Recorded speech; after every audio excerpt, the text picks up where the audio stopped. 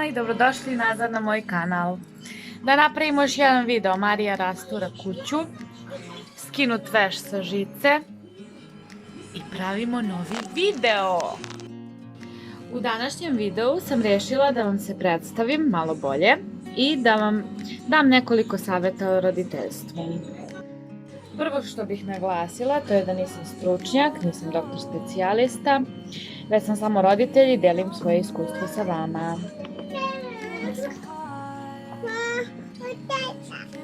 Ćeš i ti nešto? Sad da vam se bolje predstavim. Ja se zovem Ivana Timotijević, imam 32 godine, uskoro punim 33. Živim sa mužem Milošem, svekrom Milijom, ćerkom Marijom, koja me upravo doziva. Gde da dođem? Ćemo da slažemo stvari.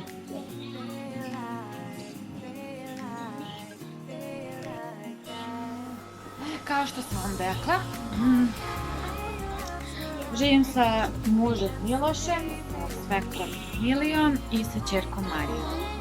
Imamo kuću od 40 kvadrata, imamo veliko dvorište u kome redovno uživamo, pijemo kafu.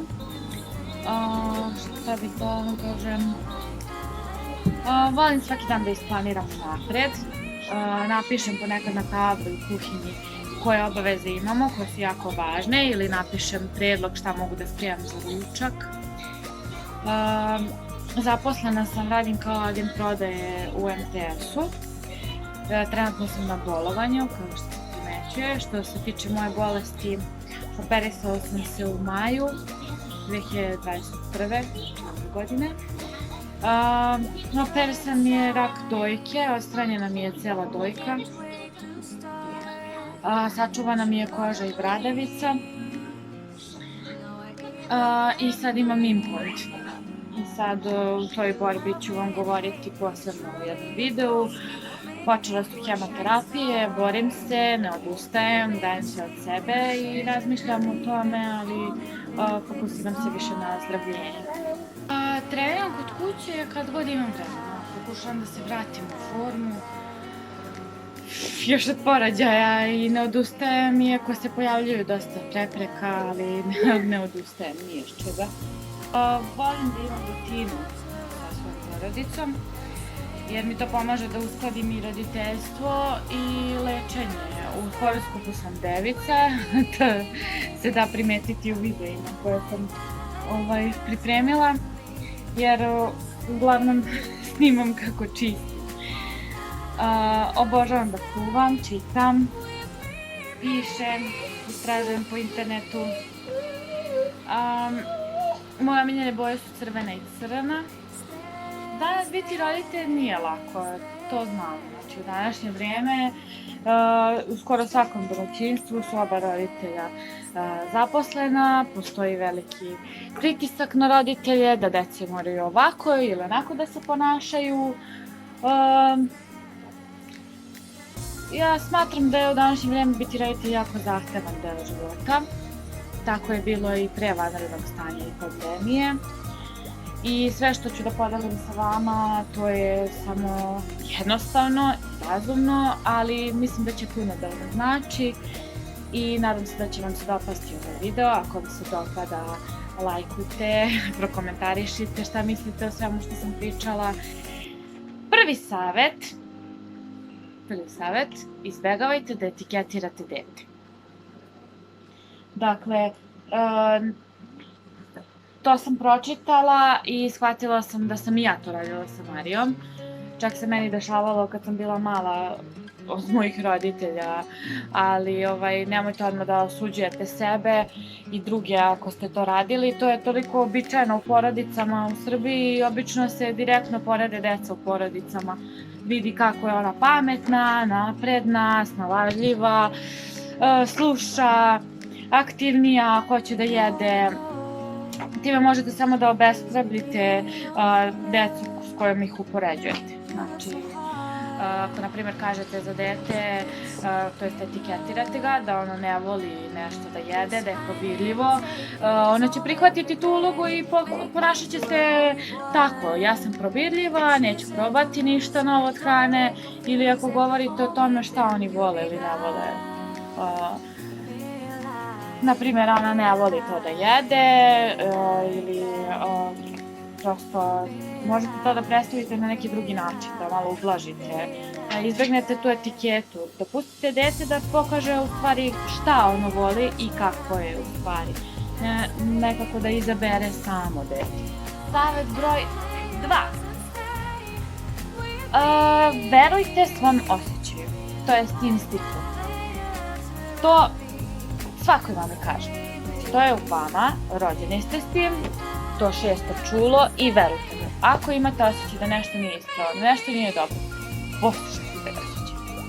Ima puno informacija na internetu i po knjigama i časopisima da je jedino najbolje da se oslonite na svoj instinkt. Jer niko ne poznaje vaše dete kao što ga vi znate i ako imate osjećaj da nešto nije u redu, onda verujte svom osjećaju. Ne dozvolite da vam se iko meša ili da odlučuje o vašem detetu osim vas ili vašeg muža ili vaše žene. Broj 3 savjet.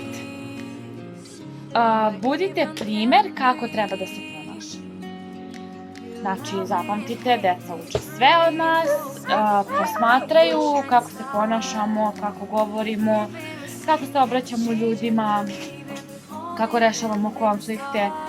Potrudite se da obogatite vaš rečnik, da malo ublažite psovke ili čak da ih izbacite iz upotrebe, pokušajte da ne tračarite ili da govorite o sebi ružno ili da se ponižavate kao na primjer kako sam debela ili tako nešto. Gledala sam jedan YouTube kanal na kome savjetuju da se ako pogrešimo, ljudski je grešiti, ali je jako važno da se izvinimo. Da objasnimo detetu gde smo pogrešili, šta smo pogrešili i na taj način da ih naučimo da i oni urade isto. Savjet broj 4. Pustite i decu da pogreše. Naprimjer, čak i decu do godinu dana treba pustiti da iskuse sve samostalno. Svako dete će proći kroz greške i to nećete moći da iskontrolišete, ali možete da im pokažete da ste tu za njih i da im pružite podršku umesto da se mešate. Možete se umešati, ali čisto da im date podršku. Savjet broj 5. Pružite im pažnju i vaše vrijeme. To je najveći poklon koji možete dati svome detetu.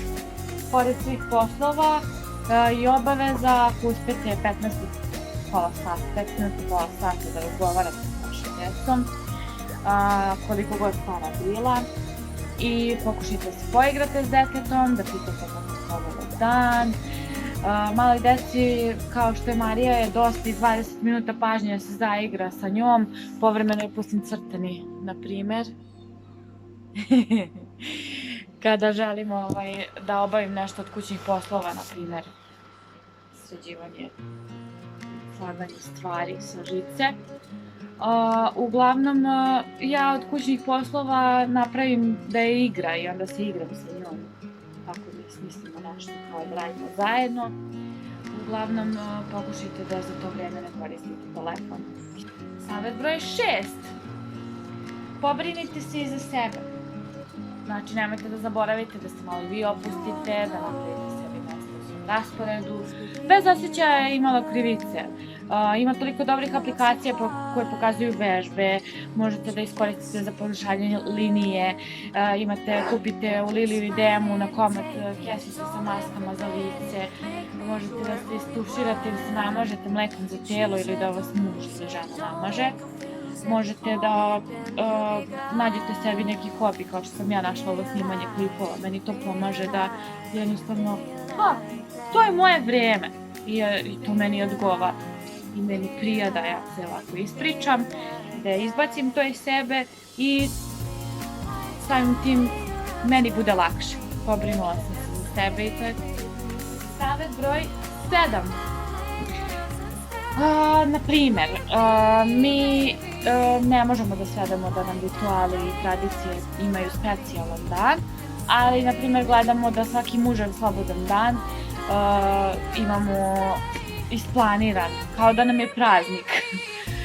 Idemo u šetnju, kupimo leti sladoled, odemo u parkić da se ljuljamo, ili ako imamo para, odemo na neko mesto gde Marija može da se lepo zabavi.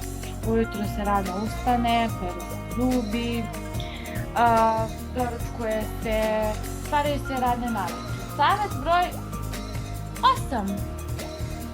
Pokušajte da pratite koliko sna ima dete, makar dok možete vi to da kontrolišete. Znači, omogućite im da imaju dovoljno dremki. Postoji odlična aplikacija, ona meni pomaže da pratim koliko beba spava. Pratim san, ishranu, sve vezano za dete, jer ja to često zaboravljam. Znači, zaboravim kad sam mi presvukla pelenu, bukvalno, dok ne isproveravam ili dok ona sama ne dođe da mi se požali. Tako da mi ta aplikacija pomogne, zato da čisto vodim računa o tome i pokazat ću vam to u ovom klipu kako ide. Deca koja imaju dovoljno sna imaju bolje pamćenje, skoncentrisanije su, bolje uče, imaju bolju memoriju, uopšteno bolje mentalno zdravlje i fizičko zdravlje, i rutine su najbolji način da to postigne. Savet broj 9. Ne upoređujte. Od kad se rode ili odete među roditelje koje onda kreće poređenje, da li je selo, puzalo, hodalo u kom mesecu, koliko ima kila, a ne postoji neki određeni rok i ne treba siliti, već pustiti dete da se razvija.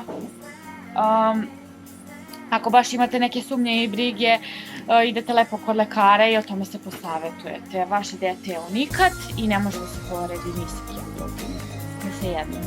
Savet broj 10. Ako postoji išta u roditeljstvu što čini da osjećate stres ili tužno, setite se svog detinjstva i svojih iskustava.